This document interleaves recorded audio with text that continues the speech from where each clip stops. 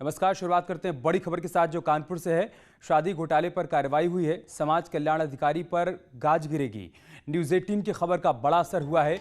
21 लेखपाल 6 कानूनगों पर कार्रवाई होगी। डीएम ने घोटाले पर बड़ी कार्रवाई की है। ये बड़ी जानकारी, बड़ा अपडेट हम आपको बता रहे हैं। न्यूज़ 18 की खबर का एक बार फिर से बड़ा असर हुआ है। कानपुर में शादी घोटाले पर कार्रवाई की बात सामने आई है।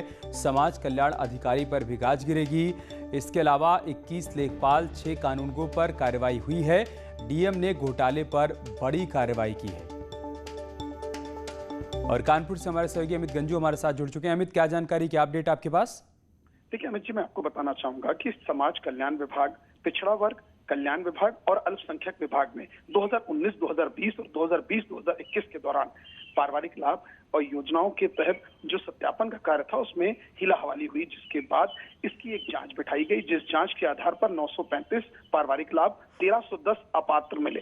ये वो अपात्र थे जिनके यहाँ ना तो कोई विवाह हुआ, ना तो इनकी बेटियों को कोई शादी का अनुदान मिला। इसकी पूरी जब जांच हुई और इसका जब पूरे असेसमेंट कराया गया तो 5 करोड़ 80 लाख रुपए का लगभग घोटाले की बात सामने आई, जिसके बाद जिलाधिकारी आलोक तिवारी ने समाज कल्याण अधिकारी को प्रथम दृष्टया, क्योंकि सत्यापन न करना सबसे बड़ा अपराध था, क्योंकि सत्यापन के आधार पर ही इनको भुगतान होना था, उसके बाद इस समाज कल्याण अधिकारी के निलंबन की संस्तुति की है एसीएस को। और इसके अलावा इसमें जो ये 2019 से लेकर 2021 तक लगभग 21 लेखपाल 6 कानूनगों पर विभागीय कार्रवाई के भी आदेश दे दिए गए।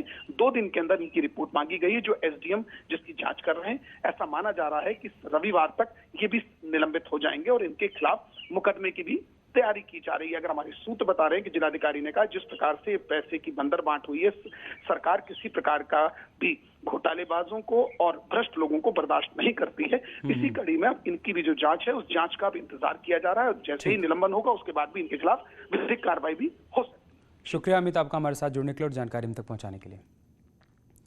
सीएम योगी गोरखपुर के दौरे पर हैं। सीएम का गोरखपुर में आज तीसरा दिन है। गोरखपुर के बाद सीएम आज 2 जिलों का और दौरा करने वाले हैं। पहले वो बलिया जाएंगे, उसके बाद वाराणसी के लिए रवाना हो जाएंगे। गोरखपुर के बाद बलिया और वाराणसी में सीएम के दौरे का क्या कार्यक्रम है वो बताने के लिए हमारे सहयोगी हमारे साथ जुड़ेंगे, उनसे अपडेट लेंगे। लेकिन फिलहाल गोरखपुर दौरे का तीसरा दिन है, जहाँ पर एक के बाद एक कई कार्यक्रमों में शामिल होने के बाद वो बलिया के लिए रवाना हो जाएंगे। बलिया में अधिकारियों के साथ बैठक भी करेंगे, स्वास्थ्य सेवाओं की पड़ताल भी करेंगे, साथ ही साथ जनप्रतिनिधियों के साथ भी संवाद का उनका कार्यक्रम है। उसके बाद वो वाराणसी के लिए रवाना हो जाएंगे। यहाँ पर भी अधिकारियों के साथ समीक्षा बैठक करेंगे, कोविड मैनेजमेंट को लेकर की गई तैयारियों का जायजा भी ले सकते हैं और काशी विश्वनाथ का दर्शन भी कर सकते हैं। वाराणसी में हाथी बाजार सीएससी भी जाएंगे सीएम योगी। और गोरखपुर से हमारे सहयोगी रामगोपाल इस वक्त हमारे साथ लाइव जुड़ चुके हैं। रामगोपाल, क्या अपडेट, क्या जानकारी वहां से सीएम के पूरे कार्यक्रम के बारे में?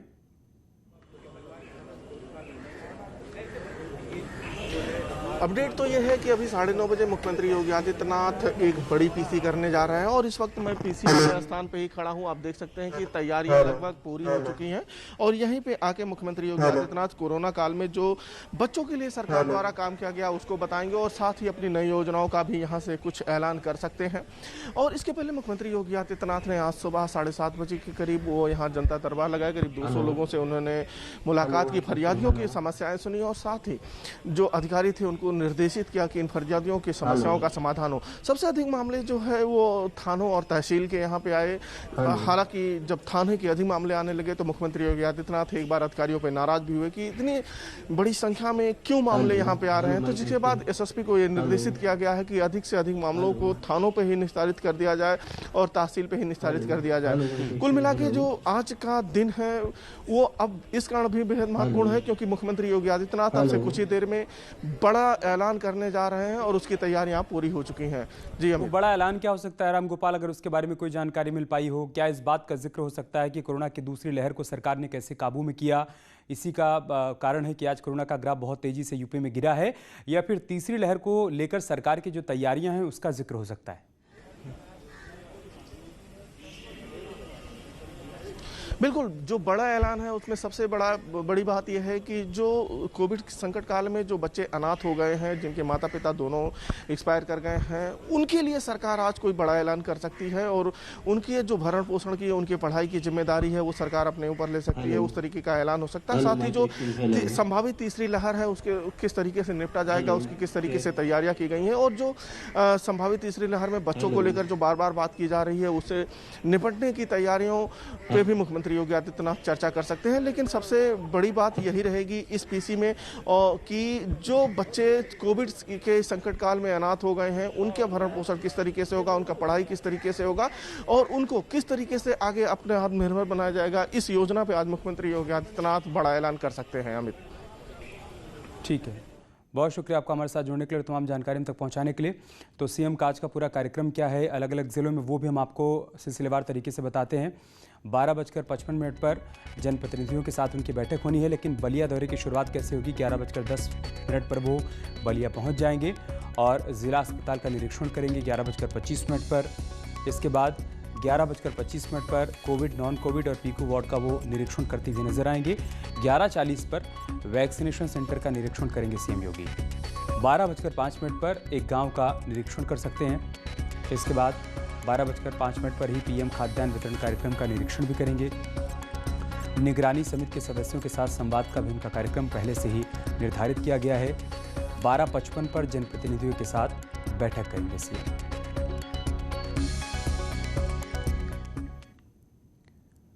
और आज झांसी की रानी की पुण्यतिथि है। सीएम योगी ने ट्वीट कर उन्हें श्रद्धांजलि दी है।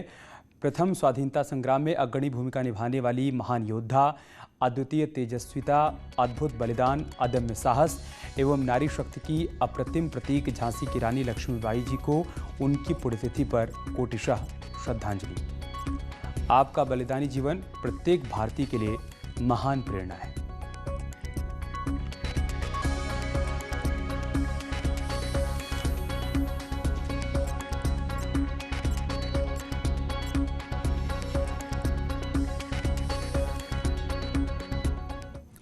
और अब खबर प्रयागराज से, जहां पर एक युवक की लाइव किडनैपिंग का वीडियो सामने आया है। 2 कार से 7 से 8 लोग आते हैं। एक शख्स के पास हथियार भी था। ये लोग अगल बगल देखते हैं और फिर एक शख्स को जबरन कार में उठाकर फरार हो जाते हैं।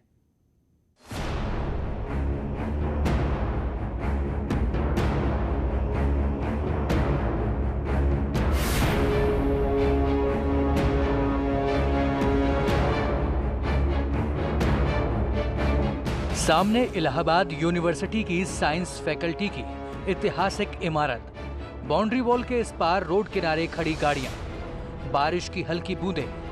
कुछ लोग एक शख्स को पकड़कर नीली कार में भर देते हैं। रोड की दूसरी पटरी पर हाथ में बंदूक लेकर खड़ा एक शख्स। महज 7 सेकंड के अंदर ये सभी लोग मिलकर एक शख्स को जबरन कार में भरकर चलते बने।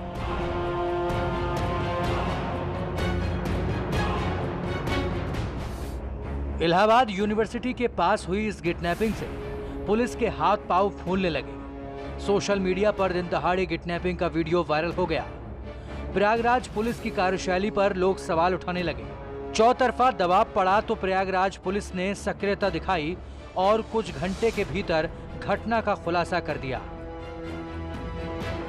जैसे ये वीडियो हम लोग संज्ञान में आया, तत्काल पूरे शहर में चेकिंग शुरू कराई गई थी। सीमाओं को सील किया गया था, जिसका परिणाम रहा कि वो करेली से बाहर नहीं निकल पाए और वहीं पे उनको पकड़ा गया है। उनसे पूछताछ की गई। उसमें वो व्यक्ति भी है जिसको लोग ले जा रहे थे।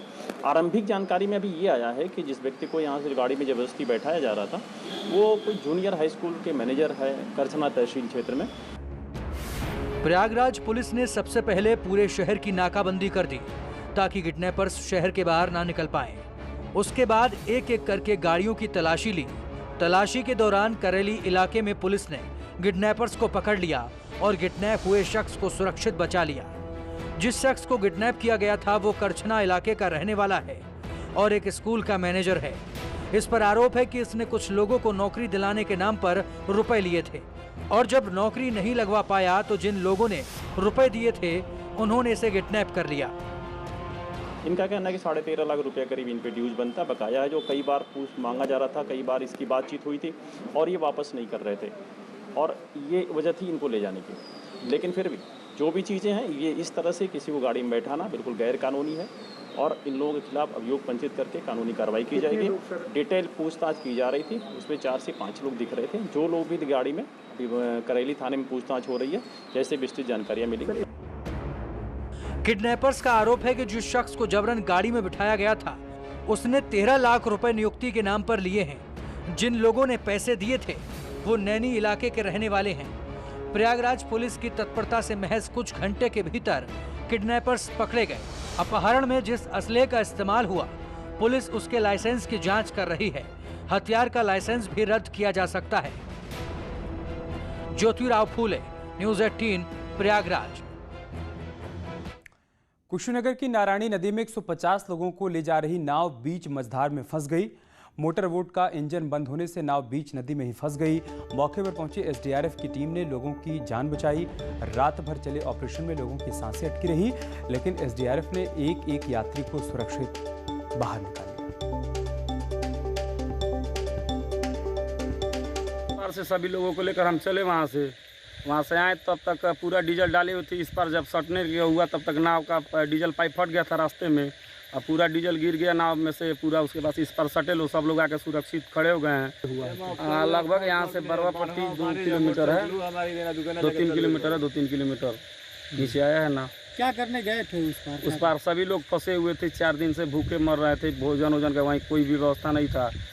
नदी के पानी उरेब है, बीच नदी में आया है तो तेल खत्म हुआ तो फिर से तेल डाला गया है।